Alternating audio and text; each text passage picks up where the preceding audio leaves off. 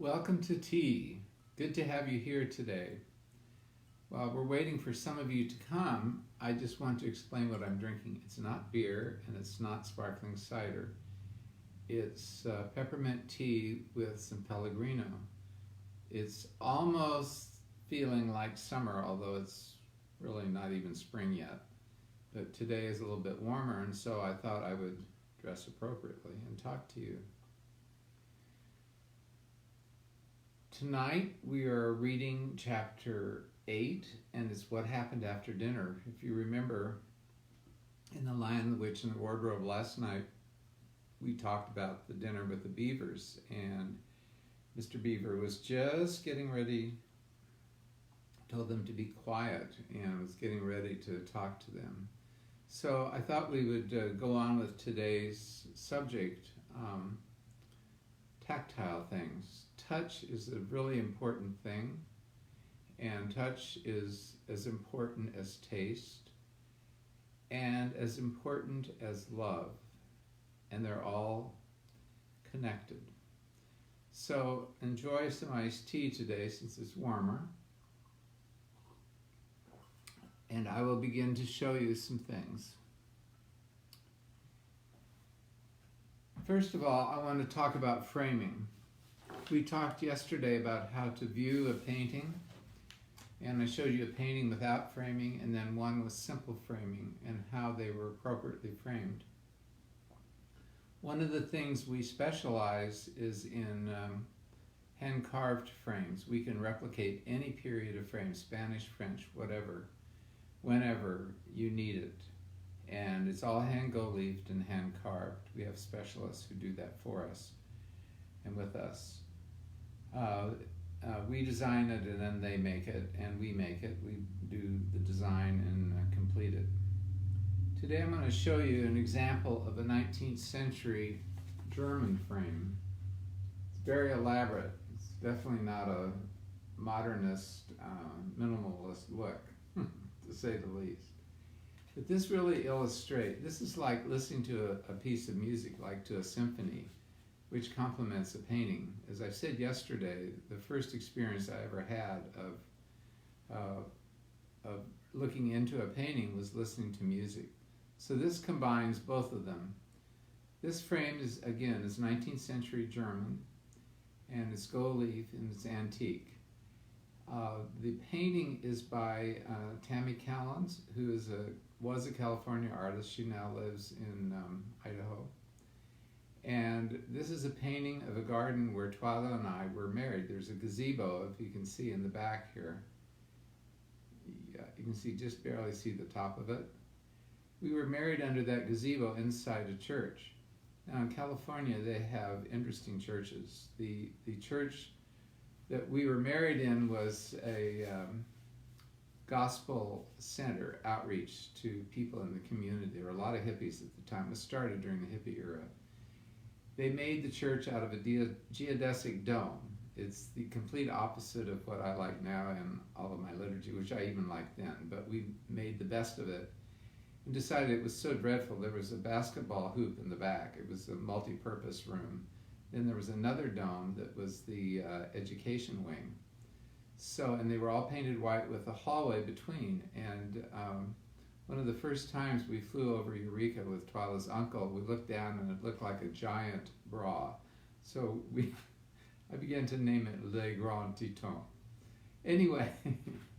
Anyway, our marriage, we didn't know what to do, so we decided, it was the 70s, so we decided to be married in the round, and so we were married under this gazebo. And after it was over, the Omis, our wonderful friends who hosted our reception in this garden reception in this garden, reconstructed. Sharon is really skilled and reconstructed the gazebo, and it lasted for quite a long time. And in fact, even Twyla's sister was married under it out in the garden. The garden's still there. I'm not sure the gazebo is, or it's been reconstructed because it's getting old, as I am. Anyway, so this frame, let's get back to this frame. This is a good example of what I was telling you. This frame is like a symphony and guides your, like sound guides the feelings you have inside, whether volume or or on the scale or whatever, or excitement, it modifies your feelings as you respond to the music. So this painting does what I said yesterday. It forces you to look across this way, up this way, and this way. And it's interesting in this is that it points out as well as in. So it is like music. It's like it's flying off of the edge of the frame. So because of that, this right here holds the painting in place, and it gives you a whole atmosphere in which to enjoy the painting. This is how you begin to see paintings as you roam around. I encourage you to look at this and put on music. I'm sorry I didn't today, but I will. And it's really, this is a good example of what I was trying to explain yesterday. So minimalism is out in my house, unfortunately. Any minimalist would have a stroke as soon as they came in. But I'm proudly not a minimalist. But I am very specific about what I like and very picky. So that's for that. Now we'll go on to something tactile. There are a lot of things that are tactile that are works of art, and I'll be showing you other things later. But here is one, if you can see it. This is a wonderful gift that was given to me by Martin and Ingrid Rose, and they got this in the 60s in Poland. They were stationed overseas in Poland, and Ingrid consulted with the museums there on conservation. She's a conservationist and does wonderful work, conservation of works on paper. This is a Polish guard, probably a Magyar, as I think you pronounce it. This was done by a Polish folk artist. It's signed on the bottom there, if you could see it. It's something like Godot, I think. It looks like either that or Goyo or Go 10. So we'll just say it's Go 10. Anyway, I have a pair of them, and they're stippled, they're punctured and stippled to give texture to the costume, or not the costume, but the uniform. And then the sword, and then they're painted with different colors. I love the feet. They're very cool with the shoes. Aren't they cool? Or boots, actually. And not exactly knickers, culottes. Be fun to wear, actually. And I love the hat. This hat reminds me of the hats when Twyla and I were first married in the late 70s. I was attending National Presbyterian Church, and we stayed there for many years, but they finally got rid of them. But at that time, every person in the choir wore a red hat, I think. At least the women wore it. I'm not sure if everyone did. I think the women wore it. And the red hat, this kind of looks like the red hat, and it's supposedly a Geneva hat, is something that Calvin wore. Well, anyway, on one one Labor Day weekend, Twyla had a dream and woke up laughing. And the dream was she was listening to the choir processing down the aisle of National Presbyterian Church, twirling their hats up in the air and singing "Whistle While You Work." So that's a bit of silliness for today. So I'm going to have another drink of my cocktail of tea, ice, and Pellegrino. My final tactile thing today is something very precious and I know very little about. I'm trying to find out, and I'm going to ask you today if you could help.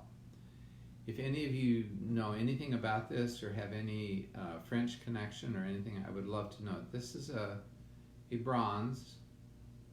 I don't believe it's numbered. It's a real bronze. It's a cast bronze, a beautiful cast bronze with beautiful detail. And I'm looking for a number, there isn't. It's a little mouse sitting on a book. Can you see that? Isn't it cool? As you can see, it's very tiny. I just love touching it. It's so wonderfully tactile, and when I touch it, I think of stories with mice and men, of mice and men, of children's stories, all kinds of things. And this is what I want to show you. Some bronzes can be copies, and this I don't think is. I'm not sure, but it is a real bronze. It is cast. And how do you cast a bronze? This is called a lost wax process bronze. It's not a copy. Each one is original. There is a mold made. The original is made in clay, and then it's put inside and wax poured onto it, and that becomes a mold. Or there's a plaster cast that's made that the clay figure itself, the original figure, is put in, and then when they take it off, there's a mold. Then they put the mold, and they set up the mold with wax tubes going off the side, and they pour the wax. Got it wrong. There is a wax mold inside the plaster, and then they pour the molten bronze into the mold, and the wax melts off and out the tubes. That's why it's called lost wax process. I'll try to look up a little more detail, but that's the gist of it. And so then the mold is taken apart. It doesn't stick to the mold because there's been wax, and then you have this. Voila, you have a bronze. So there could be one, or there could be limited edition. Bronze in itself, if it's polished, looks kind of like brass. You can see here there's a little bit of wear, so there's just a slight gold color. Anyway, this is a wonderful little artifact. The other thing I'm asking you to think about, up here on the top, it's spelled in Latin, O-D, can you see that? It's hard to see. Whoops. O-D-E-U-R-S. O-D-E-U-R-S, sounds like odors, and then Paris underneath it. And then what's most prominent and interesting to me is this upside down W, which looks like two inverted Latin A's, which I think that's what they are, because a Latin A doesn't have a cross beam like our A's below the point. So if any of you, like the famous saying, the enemy is within the gates, the enemy within the gates, written in Latin, has those A's in it without the cross. And Portus, hang on a second.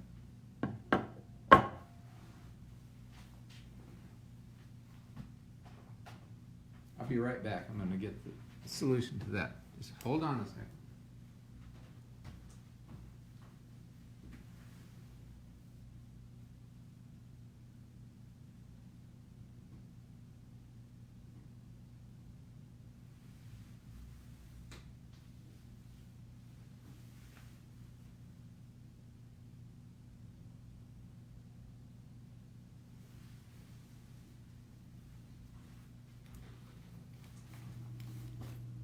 Sorry.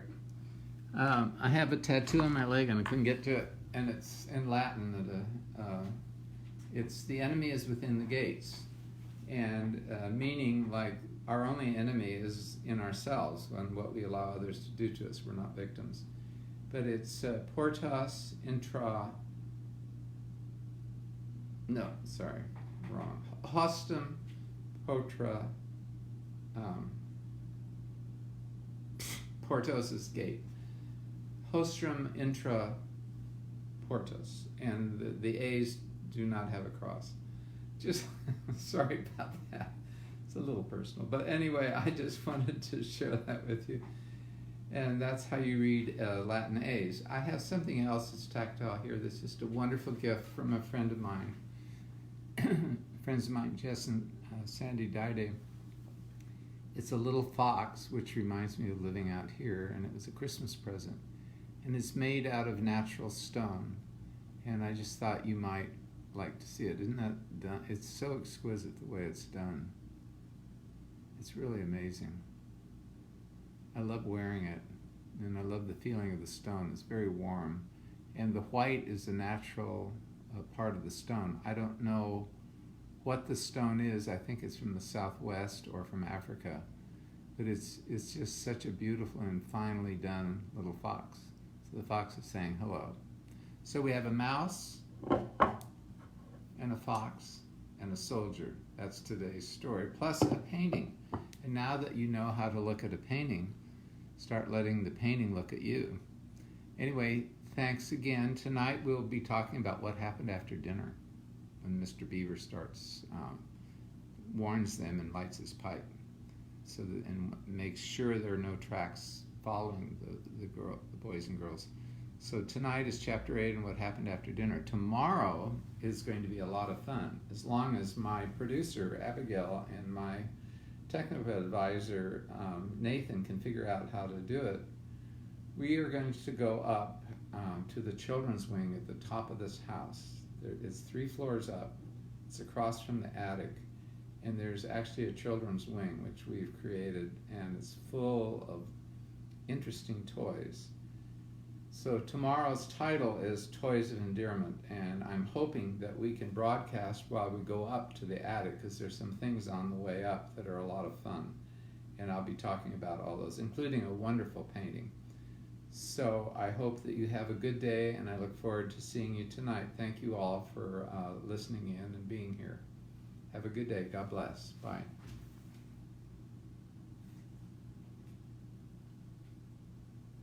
Cheers.